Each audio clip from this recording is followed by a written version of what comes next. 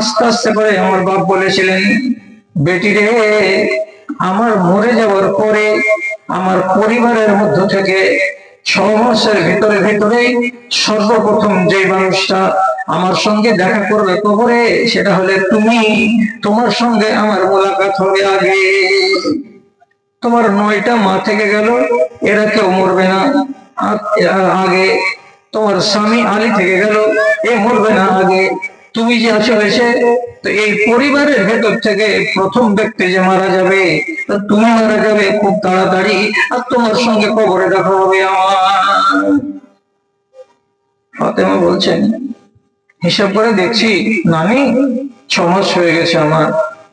তো যেখানে আমার নিজের 6 মাস হয়ে গেল, তো আমি তো মরবার টাইম আমার হয়ে গেছে, তো তোমার ওইগুলো গল্প শুনে কি করবো? তো মরবার টাইম হলো, তো কাঁদছো কেন বা ভাবছো কেন? তাহলে ফাতেমা বলছেন, কথাটা কি একটু দয়া করে এই মুলাই বাড়ির লোক কথাটাকে উল্টা পাল্টা করিয়েন না। অনেক লোকের সঙ্গে আমার দেখা হবে কুমোদপুর হাটখোলাতে, আর না হয় কুমোদপুর স্টেশনে। খবরটা নিব আপনার কাছে। কি বলছেন হযরত ফাতেমা? বলছেন, নানি, আমি এতদিন বাঁচলাম, সারাটা মদিনার লোক কাউরি হিম্মত নাই যে বলতে পারে এটা নবীর বেটি। কেউ আমাকে দেখেনি, কেউ আমাকে চেনে না। আমি যদি তাদের সম্বন্ধে হেঁটে চলে যাই, তাহলে পরে একটাও লোক বলতে পারবে না যে এটা নবীর বেটি ফাতেমা গেল। কেন? আমার পা জীবনে আমি খোলা রাখিনি, আমার মুখ আমি জীবনে খোলা রাখিনি, আমার মাথা জীবনে খোলা থাকেনি। আগে কেউ আমাকে চেনে না, আমি সবসময় আবৃত হয়ে থেকেছি। এবার চিন্তার কথা হলো কি, আমি যখন মরে যাব, তখন আমাকে গোসল দেওয়া হবে পর্দার সাথে ঘরের ভেতরে, কাফন পরাবে আমাকে পর্দার সঙ্গে ঘরের ভেতরে। তারপর আমার লাশটাতে কাফন চাপিয়ে দেওয়ার পর নানি চিন্তা করে বলতো, 3টা গিরা লাগাবে না লাগাবে না? কাফনে কটা গিরা লাগাবে? 3টা। যদি গিরাগুলো লাগিয়ে দেওয়া যায়, তাহলে গাটা সম্পূর্ণ আঁটো হয়ে যাবে। গাটা চওড়া না পাতলা না লম্বা না বেটে, এটা বোঝা যাবে কাফন যখন তাকে পরিয়ে দিয়ে তার গায়ে যখন সুতা দিয়ে গিয়ে লাগিয়ে দেওয়া যাবে। আপনিও বুঝতে পারবেন, আমিও বুঝতে পারবো এই মেয়েটা পাতলা না মোটা, এই মেয়েটা লম্বা না চওড়া, কেমন আছে সেটা তো আকার আকৃতি বোঝা যাবে। আমাকে চিন্তা লাগলো, যতদিন আমি বেঁচে ছিলাম ততদিন কেউ আমাকে চিনতে পারেনি, আমার সাইজ কি কেউ করতে পারেনি। আর আমি মরে যাওয়ার পরে যখন আমাকে তাঁবুতে শুইয়ে দেওয়া হবে, তখন যত লোক জানাজাতে আসবে সবাই আমার দিকে দেখবে, আর দেখার পরে লোকেরা বলবে ফাতেমা পাতলা মেয়ে ছিল।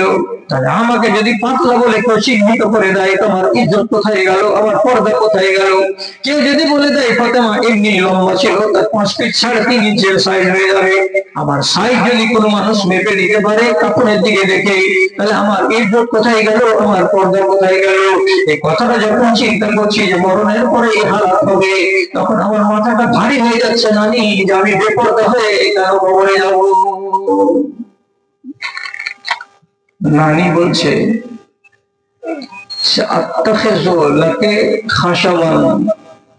তুমি যদি অনুমতি দাও, তো আমি এখনই তোমার জন্য 4খানা এত বড় বড় লম্বা লম্বা বনের কাঠগুলোকে কেটে এনে রাখবো বাড়িতে। যেদিন তুমি মারা যাবে আর তোমাকে তাঁবুতে শোয়ানো হবে, সেই দিন তাঁবুতের 4 কোণাতে 4টা ফুটাগুলোকে বেঁধে দিব, আর এর উপরে একটা চাদর চাপিয়ে দিব। যদি চাদরটাকে এইভাবে চাপিয়ে দিই, তাহলে তোমার দেহটাকে, তোমার লাশটাকে কেউ দেখতে পারবে না, আন্দাজ করতে পারবে না, লম্বা চওড়া কিছুই কেউ বলতে পারবে না। যদি তুমি এরকম করতে চাও, রাজি হও, তাহলে আমি করে দেব। হযরত ফাতেমা নিজের নানিকে দোয়া দিয়ে বলছেন, নানি, আল্লাহ তোমার মঙ্গল করে দেয়, আমি তো মরে যাব জানতে পারবো না, এই কাজটা যদি তুমি করে দাও তো আল্লাহ তোমাকে ভালো দেবে।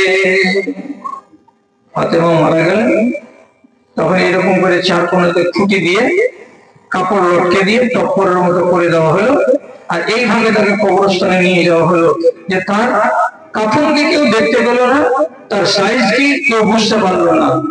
সিস্টেমটা যে চালু হলো, প্রথম কাকে দিয়ে? তো হযরত ফাতেমাকে দিয়ে এই সিস্টেম চালু হলো তো হলো, চলতেই রইল। আজ পর্যন্ত আপনারা লাইভ দেখবেন, লাইভ কোনদিন যদি মন জাগে তো দেখবেন মদিনা মসজিদ থেকে প্রত্যেক নামাজের পরে 3-4টা করে লাশ বেরিয়ে যাচ্ছে। জানাজা হওয়ার পর কবরস্থানে নিয়ে যাবে, বাকি কবরস্থানে তো একগুলোকে দেখবেন যে টপ্পর চাপানো আছে, আর একগুলোকে দেখবেন যে প্লেন ভাবে তাকে শোয়ানো আছে। যেগুলো প্লেন শোয়ানো আছে জানতে হবে এটা পুরুষদের লাশ, আর যে লাশের উপরে দেখবেন এইভাবে গোল করে টপ্পর চাপানো আছে বুঝে নিতে হবে যে এটা মেয়ে ছেলে পেলের লাশ। তাহলে সিস্টেমটা চালু চলছে। এখন কেন বললাম আপনাকে এই হাদিসটা মুসনাদে আহমদের, যে ওরা কোন নারী যে জীবন্ত অবস্থার কথা ভাবে না, মরার পরে আমার কি দুর্গতি হবে আর আমার পর্দার কি হাল হবে সেটা নিয়ে ভাবে। আর আমার বেটি, আপনার বেটি এখন বর্তমানে বেঁচে থাকা অবস্থাতে নিজের পর্দা নিয়ে কি ভাবে? কিছু ভাবে? আজ 4 বছর আগেকার কথা, কাঞ্চনজঙ্ঘা ট্রেনে আমি বসে আছি, আমি যাব বর্ধমানের জলসাই। তো ফারাক্কা স্টেশনে, ফারাক্কা কলেজ থেকে বেশ কিছু মহিলা এলো, এসে কাঞ্চনে বসলো। আমার সিটের সামনে একটা মহিলা বসলো, তো গলাতে মাফলার পেঁচানো আছে। তো আমি তো চিনি না এটা কে। আর একজন মহিলা এর দিকে একটু নাম করে ডাকছে, রোজিনা এদিকে সিট পেয়েছি, চলাই। এই মহিলা আমি জেনে গেলাম যে এর নাম কি রোজিনা। এটা তো মুসলমানের বেটি, এত বড় বড় চুল পিছন দিকে ঝুলছে, মাফলার টানা করে গলাতে রুমালটা ওড়নাটা টানানো আছে। একটা 18 বছর 20 বছর বয়সের যুবতী নারী, তার গায়ে যৌবনের স্তরটা কি সেটা তো একজন মানুষ ও যদি পর্দা না করে তো আপনি তো এমনিতে অনুভব করতে পারবেন। এইরকম হয়ে বসে আছে। আমি মিঠা তালে শুধু বললাম, বাড়ি কোথায় গো? এটা আমার বীরভূম নম্বর সাঁইথিয়া। কোথায় এসেছিলে? কলেজে এসেছিলাম। তোমার নাম কি? আমার নাম এই। হাসতে হাসতে শুধু বললাম, তোমরা মাথা টাথা ঢাকো না, পর্দা টর্দা করো না তোমরা? আর যেমন পর্দার কথাটা বলা, মনে হচ্ছে যে গ্যাসের মুখে ডিএসএলআর কাঠি মেরে দিল, এমন ভাবে তেলের আগুনে জ্বললো। কি হয় পর্দা করে? একসাথে এক গালা কথা। পর্দা করে কি হয়? পর্দা না করলে কি ক্ষতি হয়? আমার মা খালারা তাকে পর্দা করেন না, কই তো তাদের তো কোনো অভাব হয়নি, তাদের তো কাউরে পেটে লাগে না। আর আপনাদের ভিতরে যে এতগুলো পর্দা টর্দা করে, তো কই পর্দা করার পরে ওরা কি হসপিটাল যায় না? ওরা এই করে না, ওরা মুখ করে না, তুমি করে না। এক গাদা কথা। চলছি কথা বলছি 1.5-2 ঘন্টা ধরে এই মুখোমুখি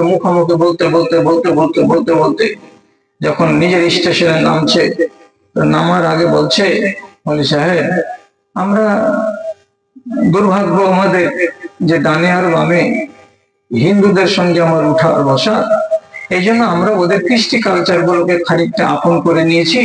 আমাদের মা খালারাও এভাবে মাথায় টাথায় কাপড় টাপড় দেয় না।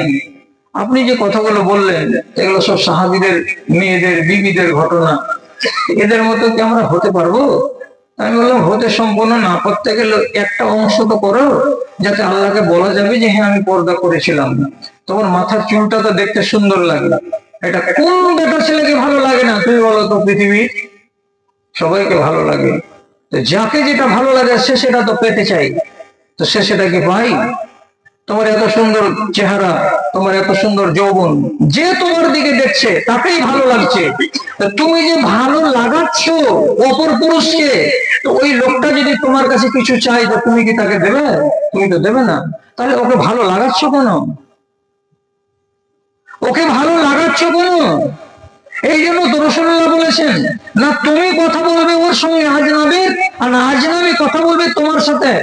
না তুমি তোমার শরীরটাকে এমন ভাবে দেখাবে যাতে অন্যর ভেতরে যৌন চেতনা তৈরি হয়, আর না আমি নিজের গায়ে এমন আবরণ করবো যে আমাকে দেখতে গেলে কোন রমণীর মনে আকর্ষণ তৈরি হয়। কেন? আমি কাউরি মনের ভেতরে উত্তেজনা তৈরি করতে পারবো না।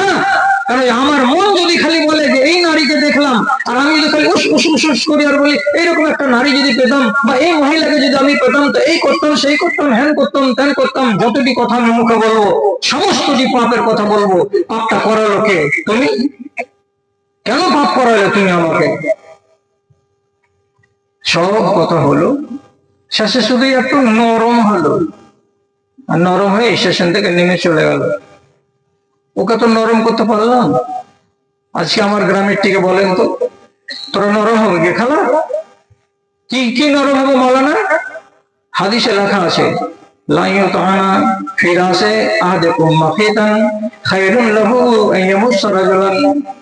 একটা মেয়ে ছেলের মাথাতে যদি একটা 1.5 ইঞ্চির কাঁটাকে এমনি করে নিয়ে হাতড় দিয়ে ঘেড়ে দেওয়া যায় সেটাও ভালো, কিন্তু তার জন্য এটা ভালো নয় যে মহিলা কোন একটা আজনাবি বেটা ছেলের গায়ে হাত লাগাবে।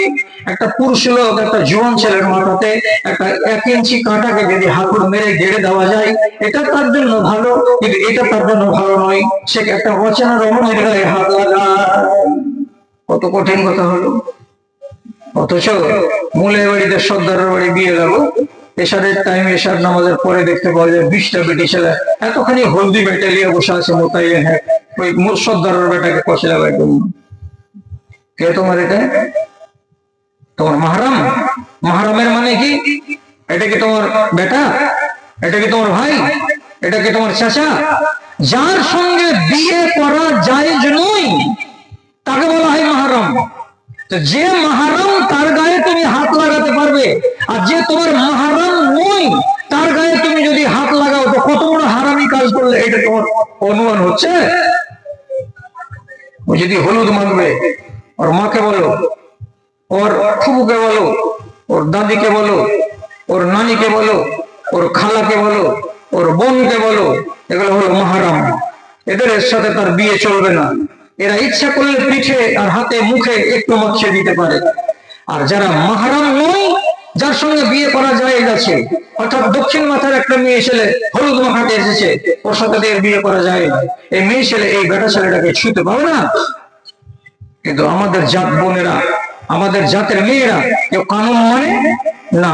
এসেছি তখন পিঠের হলুদের বাসা গোটা আরো গোটা, মুখের হলুদের বাসা সাবুদানার গোটা, ছেড়েই দিব আজকে পচলিয়ে। জাহান্নাম ঘোরাবে তুমি, তো কে তোমাকে নিষেধ করবে? আর নিষেধ করে করে আমি রুখতে পারবো না, তাহলে তোমরা বয়ান কেন শুনবে?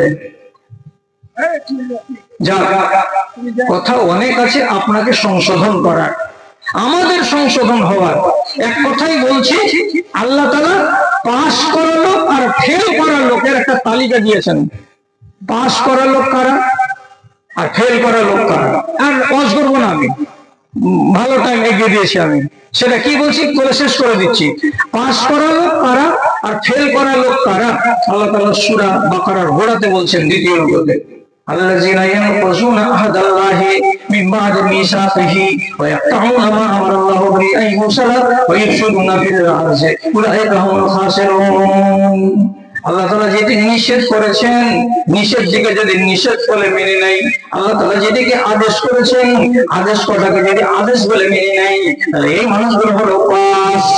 আর আল্লাহ রাব্বুল আলামিন যেগুলো নিষেধ করেছেন, নিষেধকে যদি নিষেধ বলে মনে না করে, সেগুলো যদি করে দেয়, আর যেগুলো আদেশ করেছেন সেগুলোকে একটা দুটাকে যদি ছেড়ে দেয়, রব্বুল আলামিন বলছেন উলাইকা হুমুল খাসিরুন, এরা হলো ফেল করা মুসলমান। আর যারা ফেল করে যাবে তারা কিয়ামতের দিন বরবাদ হয়ে যাবে। এখন আপনি চিন্তা করেন, নামাজ পড়ো, রোজা রাখো, হজ করো, যাকাত দাও, সত্য কথা বলো, হালাল রুজি খাও, পর্দার সঙ্গে থাকো, মা বাবার সেবা শুশ্রূষা করো, এটা আদেশ। যদি একটা ছেড়ে দাও, ভোল্টেজ কমলো ইমানে। নিষেধ, চুরি করিও না, ডাকাতি করিও না, রাহাজানি করিও না, পরনিন্দা করিও না, গীবত করিও না, ব্যভিচার করিও না, সুদ খেও না, মদ খেও না, আর বেহায়া হয়ে ঘোরাফেরা করিও না, না না না। এগুলা যেটা যেটা তুমি ছেড়ে দিলে, যেটা যেটা তুমি ছেড়ে দিলে, তোমার ইমানের ভোল্টেজ ততটা কমে গেল। ইমান যদি কমে যায়, গেলে রসাতলে। আল্লাহর দুটার আইন, আদেশ আর নিষেধ যদি আপনি মেনে চলতে পারেন তাহলে কামিয়াব, আর যদি মেনে চলতে না পারেন তাহলে আপনি গেলেন। আল্লাহ রাব্বুল আলামিন আপনাদের মতো মানুষগুলোকে ইমানের জিন্দেগি যেন দান করে। চলে যাবেন সবাই এখন উঠে এখান থেকে। তো যাওয়ার আগে একটা কথা শুধু বলি, যে আমি প্রত্যেক জালসাতে শেষের বেলায় সব জায়গাতে আমি বলি যে আসল আসল দানটি আগেকার মৌলবি উঠিয়ে নেয়, তখন আমি ন্যাংলা ফকিরের মতন বলি কি যে আমাকে খালি 20 টাকা 50 টাকা করে দাও। তো ওইটাই মানুষের কাছে থাকে, তখন আমাকে দিয়ে যায়। তো ওইখান থেকে নিয়ে এতটাই মানুষ যে আপনারা আছেন, তো আপনারা আমাকে 20টা করে 50টা করে টাকা দিতে পারবেন না এই জায়গায়। যদি টাকাটা দিয়ে নিজের জায়গাতে খাড়ো হন, তবে মধ্যে দু তিনটা দোয়া বলবো, এই দোয়াতে আপনার বাপও শরীক হতে পারে, মাও শরীক হতে পারে, আপনার আহল ওয়াল শরীক হতে পারে। কেউ আসেন যারা দিবেন? যদি থাকেন যে হ্যাঁ আছি, তা আল্লাহর রাস্তা উঠে, আমি বেশি চাইনি আপনাদের কাছে, এই মাত্র 20, 30, 40, 50 টাকা করে। আর আপনারা এটা বিহার পড়ছে, তাই তো? এ তো বাংলা পড়তে পারে না, বিহার পড়ছে, বাংলা পড়তে পারে। ইমানকে ঠিক করার লেগে বাংলা বই পড়তে পারবেন? ইমানের শাখা 73টা কাজের নাম হলো ইমান। তো যদি বলেন ইমান ঠিক করা একটা কিতাব বলে দাও তোমাদের সাহেব, তো 70 পাতার একটা কিতাব দিচ্ছি, কিতাবখানাকে যদি বাড়ি গিয়ে পড়বেন তো ইনশাল্লাহ ইমানটা ভালো হবে। 20টা টাকাতে কত ক্ষতি হয়ে যাবে আপনার? 20 টাকাতে এখানে কিতাব ইমান ঠিক করার জন্য আপনাকে দিচ্ছি। কেউ আসলে যদি থাকো একটা কিতাব বলে নিজের মা বোনের জন্য নিয়ে যান তো, 20টা টাকা দিয়ে বাংলা বই হাদিস কোরআন দিয়ে লিখেছি, নিয়ে যান একখানা কিতাব। আলহামদুলিল্লাহ আমাকে 4 জন ভাই মিলে ছোট দিয়েছেন আবার বড় দিয়েছেন। আলহামদুলিল্লাহ আমার ভাই 100 টাকা দান করেছেন। আল্লাহুম্মা সাল্লি আলাইহি আল্লাহুম্মা বারিক আলাইহি আল্লাহুম্মা ইদহু বিল ইলমি ওয়াল হিলমি 100 টাকা। আরেকজন আমার ভাই 120 টাকা দান কবুল করো, সুবহানাল্লাহ। একজন 200 টাকা, আলহামদুলিল্লাহ মাশাআল্লাহ 100 টাকা, মাশাআল্লাহ রব্বে কারীম ভাইদের দানকে তুমি কবুল করো, যে আশা দান করে সাজাকে পূরণ করো, আমিন আমিন। আরেকজন 100 টাকা দান কবুল করো, সুবহানাল্লাহ। একজন 200 টাকা, আরেকজন 300 টাকা, আরেকজন 100 টাকা। আল্লাহ তাদের দানকে তুমি কবুল করে নাও, যে আশা দিয়েছে মাল আশাকে পূরণ করো, আমিন আমিন বিরহমাতিকা ইয়া আরহামার রাহিমিন। আরেকজন 50 টাকা। মাখালেরা আপনারা দিয়ে পাঠান, আলহামদুলিল্লাহ মাশাআল্লাহ। আলহামদুলিল্লাহ আমার ভাইজান দিয়েছেন 50 টাকা। দেখুন ওই যে ছেলেটা, ওই যে ছেলেটা কেতাব দিয়ে খাড়ি আছে, ওই যে দিয়ে দিলেন। তোমারা দেশে দিন চলে যায়, তোমারা দেশে দিন চলে যায়। মা খালাটাকে পড়তে দিবেন, খালি একাই মিটে মিটে পড়িয়েন না, বাড়ির মা খালাকেও যদি বাংলা পড়তে পারে তো পড়তে দিবেন। তোমারা দেশে দিন চলে যায়, আধার নেমে আসে রাতে। আলহামদুলিল্লাহ মাশাআল্লাহ তাবারাকাল্লাহ। আমার বড় ভাই সাহেব এখানে এসে 500 টাকা দান করেছেন। আল্লাহুম্মা সাল্লি আলাইহি ওয়া বারিক আলাইহি আল্লাহুম্মা আল্লাহুম্মা ইদহু বিল ইলমি ওয়াল হিলমি ওয়া যায়িনহু বিল ঈমানি ওয়াত তাকওয়া। আরেকজন আমার ভাই জান দিয়েছেন 100 টাকা দান। তোমারা দেশে দিন চলে যায়, তোমারা দেশে দিন চলে যায়, আধার নেমে আসে রাতে। কত যে শক্তি লুকায় রেখেছো তোমার নিকুঞ্জ হাতে, তোমার নিকুঞ্জ হাতে। আরেকজন আমার ভাইজান এখানে আসিয়া 100 টাকা দান দিল তোমার লাগিয়া। ওহি আল্লাহ দয়া মহিত যে করিবে, দানকারী দানকে তুমি কবুল করিবে, আমিন আমিন বিরহমাতিকা ইয়া আরহামার রাহিমিন। মাটার ঘাট বলে নেই কোনো ভেদাভেদ। আলহামদুলিল্লাহ মাশাআল্লাহ। কোরআনের একজন হাজী সাহেব 500 টাকা দান করেছেন। আল্লাহুম্মা ইগফির লাহু ওয়ারহামহু আল্লাহুম্মা ইয়্যিদহু বিল ইলমি ওয়াল হিলমি ওয়া যায়িনহু বিল ঈমানি ওয়াত তাকওয়া ওয়া লা তুযিগহু বিল ফিতানি ইয়া রাব্বাল আলামিন আমিন বিরহমাতিকা ইয়া আরহামার রাহিমিন। ওই যে ছেলেটা তো আচ্ছা আছে, একটা বইটা দেখা হ্যাঁ আমাকে দিন না। আচ্ছা আচ্ছা আচ্ছা আচ্ছা দেখি দেখি দেখি। মাশাআল্লাহ মাশাআল্লাহ। আমিনা ফাতেমা মাস্তারা রিজিয়া রুকসানা কতটি মা বোন আমার এখানে আছে। আলহামদুলিল্লাহ 100 টাকা আছে, 500 টাকা আছে, আর অনেক রকমের